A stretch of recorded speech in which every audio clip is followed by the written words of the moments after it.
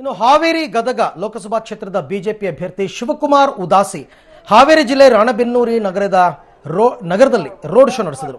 ನಗರದ ಸಿದ್ದೇಶ್ವರ ದೇವಸ್ಥಾನದಿಂದ ಪ್ರಮುಖ ಬೀದಿಗಳಲ್ಲಿ ಮತಯಾಚನೆ ಮಾಡಿದರು. ಈ ಬಾರಿ ನನ್ನ ಗೆಲುವು ಖಚಿತ, ದೇಶಾದ್ಯಂತ ಮೋದಿ ಅವರ ಅಲೆ ಇದೆ, ಅಭಿವೃದ್ಧಿ ಕಾರ್ಯಗಳನ್ನು ನೋಡಿ ಜನ ನನ್ನನ್ನು ಗೆಲ್ಲಿಸ್ತಾರೆ ಅಂತಕ್ಕಂಥ ವಿಶ್ವಾಸವನ್ನು ವ್ಯಕ್ತಪಡಿಸಿದರು ಶಿವಕುಮಾರ್ ಉದಾಸಿ.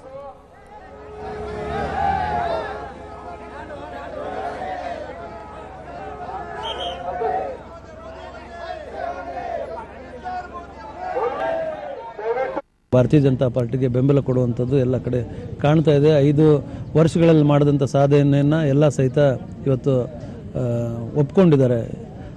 ಎಲ್ಲ ರಂಗಗಳಲ್ಲಿ ಇವತ್ತು ಅಭಿವೃದ್ಧಿ ಆಗಿರುವಂಥದ್ದು.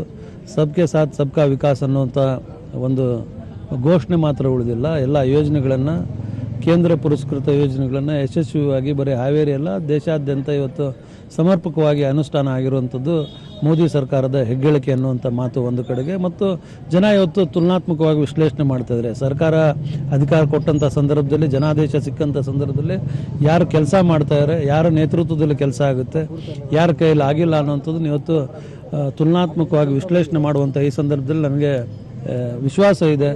ಮತ್ತೊಮ್ಮೆ ಸೆಕೆಂಡ್ ಜನರೇಷನ್ ರಿಫಾರ್ಮ್ಸ್ ಅಂತ ನಾವೇನು ಕರಿತೀವಿ, ಸುಧಾರಣೆಗಳು ಇವತ್ತು 1ನೇ ಜನರೇಷನ್ ಆಗಿರುವಂಥದ್ದು 5 ವರ್ಷದಲ್ಲಿ ನರೇಂದ್ರ ಮೋದಿಗೆ ಅವಕಾಶ ಸಿಕ್ಕಂಥ ಸಂದರ್ಭ.